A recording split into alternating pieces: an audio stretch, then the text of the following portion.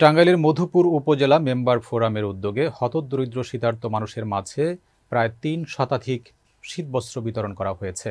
সকালে মধুপুর উপজেলা পরিষদ হল রুমে মেম্বার ফোরামের সভাপতি ও গোলাবাড়ী ইউপি সদস্য মোহাম্মদ রফিকুল ইসলাম সোহেলের সভাপতিত্বে এ শীতবস্ত্র বিতরণ অনুষ্ঠিত হয়। এ সময় প্রধান অতিথি হিসেবে উপস্থিত ছিলেন মধুপুর উপজেলা নির্বাহী অফিসার মির্জা জুবায়ের হোসেন। বিশেষ অতিথি হিসেবে উপস্থিত ছিলেন মধুপুর থানা অফিসার ইনচার্জ এমরানুল কবির। এছাড়াও অনুষ্ঠানে উপস্থিত ছিলেন মধুপুর উপজেলা মেম্বার ফোরামের কার্যকরী পরিষদের সদস্য, বিভিন্ন ইউনিয়ন পরিষদ থেকে আগত সম্মানিত সদস্য, সাংবাদিকবৃন্দ সহ উপকারভোগীরা উপস্থিত ছিলেন। এতে প্রায় ৩ শতাধিক কম্বল হতদরিদ্র শীতার্ত মানুষের মধ্যে বিতরণ করা হয়। অনুষ্ঠান সঞ্চালনায় ছিলেন উপজেলা মেম্বার ফোরামের নবনির্বাচিত সাধারণ সম্পাদক ও আউশনাড়া ইউপি সদস্য মোহাম্মদ লিটন ফকির।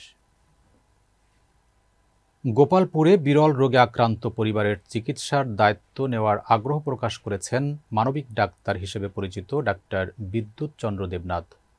গোপালপুর টাঙ্গাইল থেকে বিধান রায়ের পাঠানো তথ্যচিত্রে থাকছে বিস্তারিত।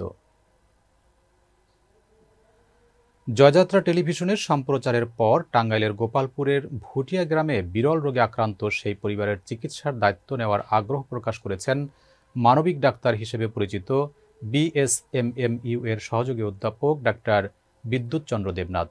তিনি কয়েকজন চিকিৎসক ও মেডিকেল অ্যাসিস্ট্যান্টদেরকে সাথে নিয়ে ভুটিয়া গ্রামের সেই বাড়িতে যান, পরিবারের খোঁজ খবর নেন।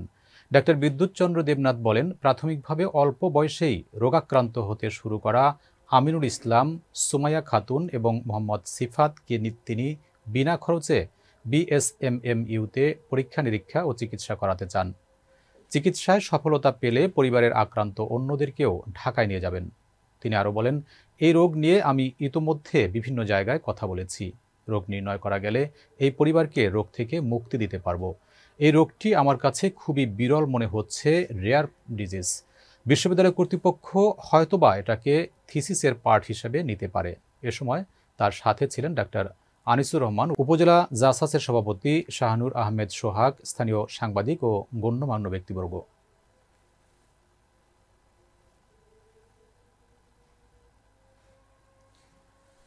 নানান অনুষ্ঠানের মধ্য দিয়ে সৌদি আরব আল হাসা বিএনপির সভাপতির জন্মদিন পালিত হয়েছে।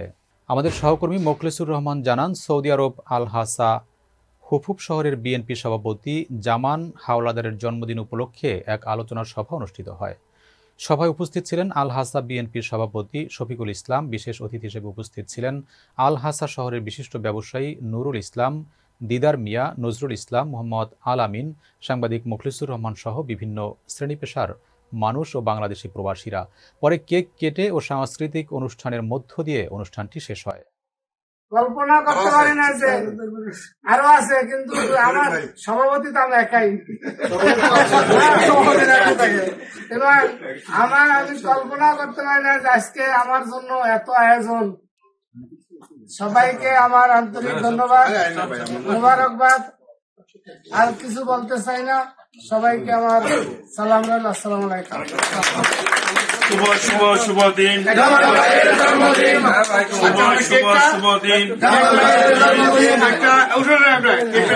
আমি ওনার সুস্বাস্থ্য দীর্ঘায়ু কামনা করছি। আজকের এই জন্মদিনের উপলক্ষে ওনার অতীতের যত দুঃখ গ্লানি সম্পূর্ণ মুছে গিয়ে আগামীর দিনগুলো যেন অতি মসৃণ ও সুখ সমৃদ্ধি বয়ে আনুক। আজকের এই সুন্দর দিনটি ওনার জীবনে বহুবার ঘুরে ঘুরে আসুক, এই প্রত্যাশা রেখে ওনার সুস্বাস্থ্য দীর্ঘায়ু কামনা করে আমার ব্যক্তিগত পক্ষ থেকে ওনাকে আজকের শুভ দিনের জন্মদিনের শুভেচ্ছা ও অভিনন্দন থেকে। শীতকে হারিয়ে জয়ী হোক মানবতা, এই স্লোগানকে সামনে রেখে ঠাকুরগাঁওয়ের পীরগঞ্জে ৩০০ অসহায় শীতার্থীর মাঝে কম্বল বিতরণ করা হয়েছে। সকালে স্বেচ্ছাসেবী সংগঠন আই পজিটিভের আয়োজনে কমার্শিয়াল ব্যাংক অব শিলং এর সহযোগিতায় উপজেলার খিদ্রগড়গাঁও সরকারি প্রাথমিক বিদ্যালয় মাঠে এসব কম্বল বিতরণ করা হয়। এ সময় সাবেক এমপি জাহিদুর রহমান, উপজেলা বিএনপির যুগ্ম সাধারণ সম্পাদক জিল্লুর রহমান জুয়েল, আই পজিটিভ সভাপতি মেজবাউর রহমান মুন্না, সাধারণ সম্পাদক জাহিদুর রহমান জাহিদ, পীরগঞ্জ প্রেস ক্লাবের সভাপতি জয়নাল আবেদিন বাবুল, সাধারণ সম্পাদক নসরেত খোদা রানা, ক্ষিদ্র গড়গাঁও সরকারি প্রাথমিক বিদ্যালয়ের প্রধান শিক্ষক তোফাজ্জল হোসেন, আই পজিটিভের প্রতিষ্ঠাতা সদস্য হাফিজ আহমেদ, সাবেক সাধারণ সম্পাদক আশিস কুমার শীল, আইটি সম্পাদক হৃদয় সহ অন্যান্যরা উপস্থিত ছিলেন। স্থানীয় বাসিন্দারা এই উদ্যোগকে সাধুবাদ জানিয়ে আয়োজকদের প্রতি কৃতজ্ঞতা প্রকাশ করেছেন। প্রসঙ্গত, বিগত ১৪ বছর ধরে শীতকালীন সহায়তা প্রদানের লক্ষ্য নিয়ে আই পজিটিভ এই ধরনের কর্মসূচি চালিয়ে আসছে। শীতার্ত মানুষের পাশে দাঁড়ানোর মাধ্যমে সংগঠনটি সমাজের অন্যদেরও এ ধরনের উদ্যোগ নিতে অনুপ্রাণিত করছে।